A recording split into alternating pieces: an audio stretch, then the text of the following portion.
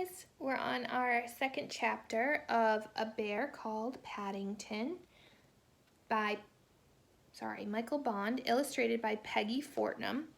And we are on chapter 2, A Bear in Hot Water.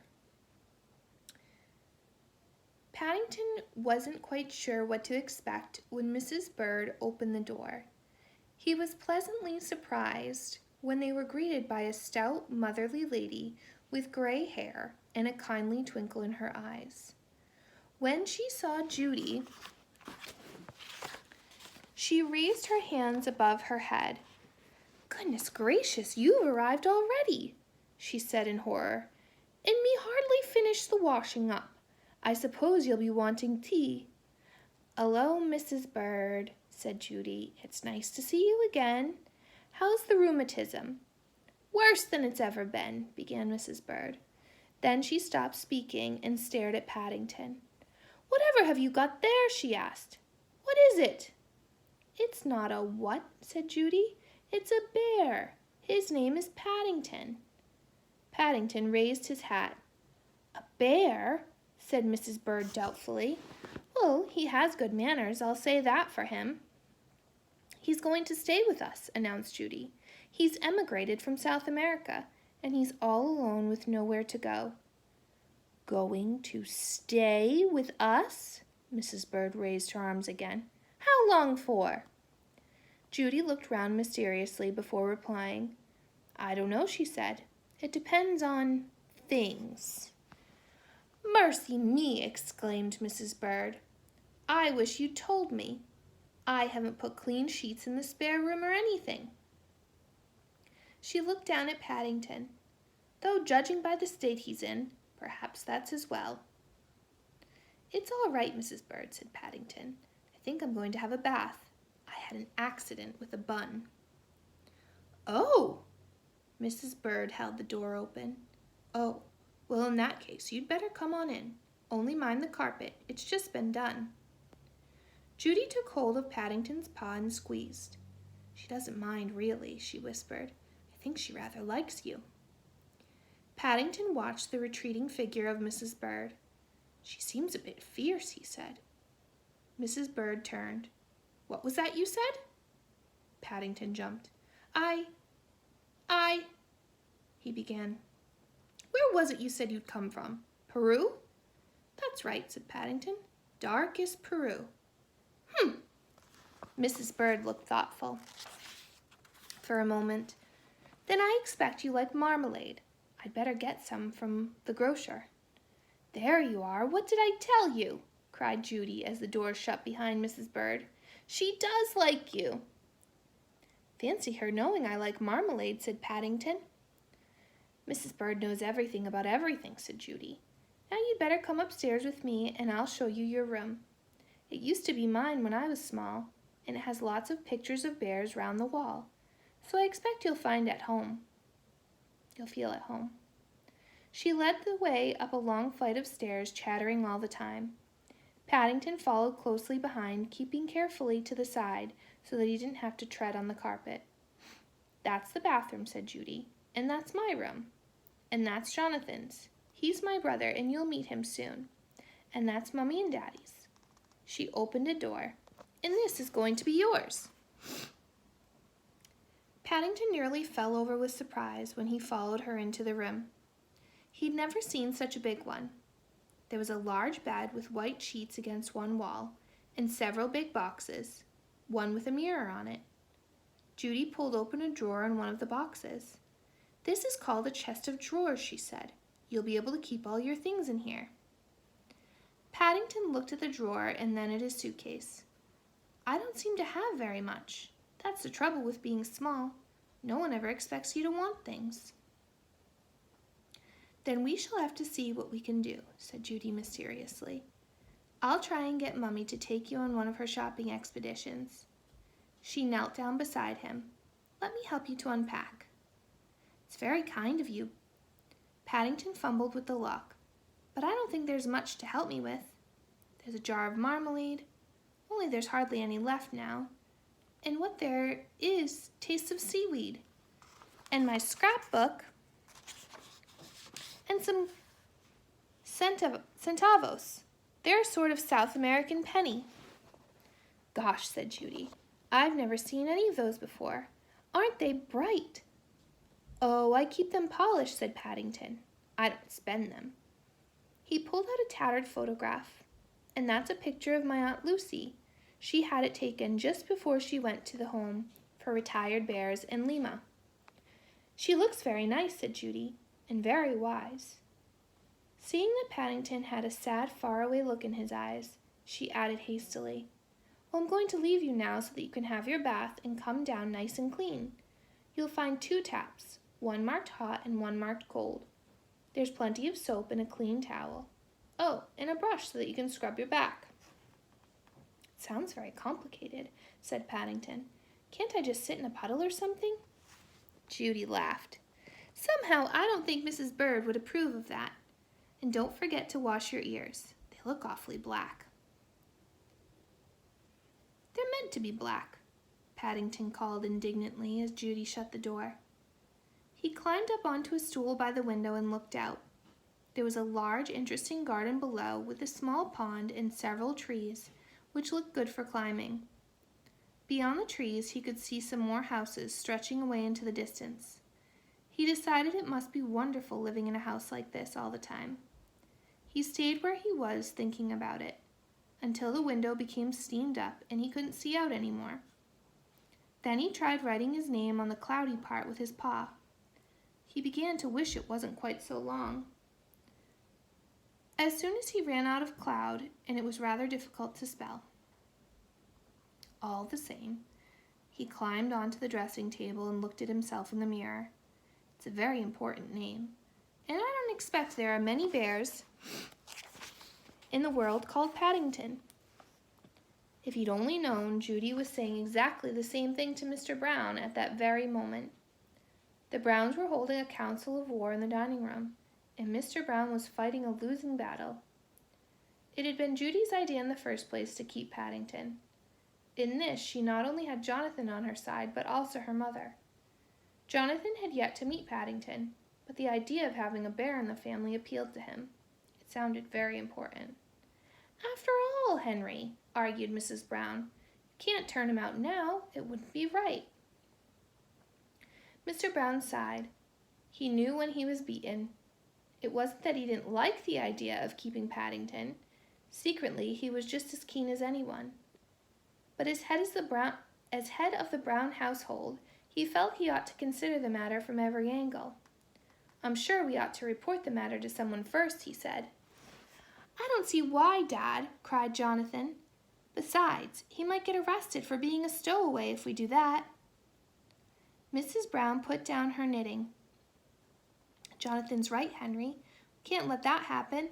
It's not as if he's done anything wrong. I'm sure he didn't harm anyone traveling in a lifeboat like that." "Then there's the question of pocket money," said Mr. Brown, weakening. "I'm not sure how much pocket money to give a bear." "He can have £1 a week, the same as the other children," replied Mrs. Brown. Mr. Brown lit his pipe carefully before replying. "Well," he said, "we'll have to see what Mrs. Bird has to say about it, of course." There was a triumphant chorus from the rest of the family. "You'd better ask her then," said Mrs. Brown, when the noise had died down. "It was your idea." Mr. Brown coughed.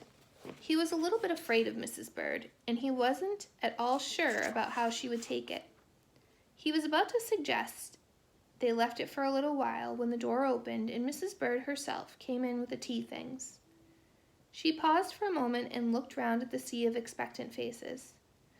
"I suppose," she said, "you want to tell me you've decided to keep that young Paddington." "May we, Mrs. Bird?" pleaded Judy. "Please, I'm sure he'll be very good." Mrs. Bird put the tray down on the table. "That remains to be seen. Different people have different ideas about being good. All the same," she hesitated at the door, "he looks the sort of bear that means well." "Then you don't mind, Mrs. Bird?" Mr. Brown asked her. Mrs. Bird thought for a moment. No, I don't mind at all. I've always had a soft spot for bears myself. It'll be nice to have one about the house." "Well," gasped Mrs. Brown as the door closed. "Whoever would have thought?" "I expect it was because he raised his hat," said Judy. "It made a good impression." Mrs. Bird likes polite people. Mrs. Brown picked up her knitting again. "I suppose someone ought to write and tell his Aunt Lucy. I'm sure she'd like to know he's safe." She turned to Judy. "Perhaps it would be a nice thought if you and Jonathan wrote." "By the way," said Mr. Brown, "come to think of it, where is Paddington? He's not still up in his room, is he?" Judy looked up from the writing desk, where she was searching for some notepaper. "Oh, he's all right. He's just having a bath." "A bath?" Mrs. Brown's face took a worried expression. "He's rather small to be having a bath all by himself." "Don't fuss so, Mary," grumbled Mr. Brown, settling himself down in the armchair with a newspaper. "He's probably having the time of his life." Mr. Brown was fairly near the truth when he said Paddington was probably having the time of his life. Unfortunately, it wasn't in quite the way he meant it. Blissfully unaware that his fate was being decided, Paddington was sitting in the middle of the bathroom floor drawing a map of South America with a tube of Mr. Brown's shaving cream. Paddington liked geography. At least he liked his sort of geography, which meant seeing strange places and new people. Before he left South America on his long journey to England, his Aunt Lucy, who was a very wise old bear, had done her best to teach him all she knew. She had told him all about the places she would see on the way, and she had spent many long hours reading to him about the other people he would meet. It had been a long journey, halfway around the world, and so Paddington's map occupied most of the bathroom floor and also used up most of Mr. Brown's shaving cream. With the little that was left, he tried writing his new name again. He had several attempts and finally decided on Paddington, Paddington. It looked most important. It wasn't until a trickle of warm water landed on his nose that he realized the bath was full and was beginning to run over the side. With a sigh, he climbed up onto the side of the bath, closed his eyes, held his nose with one paw, and jumped. The water was hot and soapy and much deeper than he had expected. In fact, he had to stand on tiptoe even to keep his nose above the surface. It was then that he had a nasty shock. It's one thing getting into a bath. It's quite another getting out, especially when the water comes up to your nose and the sides are slippery and your eyes are full of soap. He couldn't even see to turn the taps off. He tried calling out, "Help!" first in a quiet voice, then very loudly, "Help! Help!" He waited for a few moments, but no one came. Suddenly he had an idea. What a good thing he was still wearing his hat. He took it off and began bailing out the water. There were several holes in the hat because it was very old. It was a very old one that had once belonged to his uncle. But if the water didn't get much less, at least it didn't get any more. "That's funny," said Mr. Brown, jumping up from his armchair and rubbing his forehead. "I could have sworn I felt a spot of water." "Don't be silly, dear. How could you?" Mrs. Brown, busy with her knitting, didn't even bother to look up. Mr. Brown grunted and returned to his newspaper. He knew he'd felt something, but there was no point in arguing. He looked suspiciously at the children, but both Judy and Jonathan were busy writing their letter. "How much does it cost to send a letter to Lima?" asked Jonathan. Judy was about to reply when another drop of water fell down from the ceiling, this time right onto the table. "Oh, gosh!" She jumped to her feet, pulling Jonathan after her. There was an ominous wet patch right over their heads and right underneath the bathroom. "Where are you going now, dear?" asked Mrs. Brown. "Oh, just upstairs to see how Paddington's getting on." Judy pushed Jonathan through the door and shut it quickly behind them. "Crikey!" said Jonathan. "What's up?" "It's Paddington," cried Judy over her shoulder as she rushed up the stairs. "I think he's in trouble."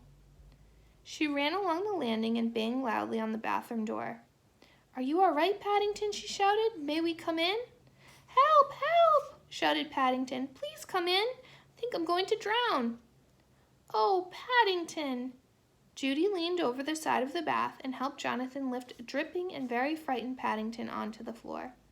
Oh, Paddington, thank goodness you're all right. Paddington lay on his back in a pool of water.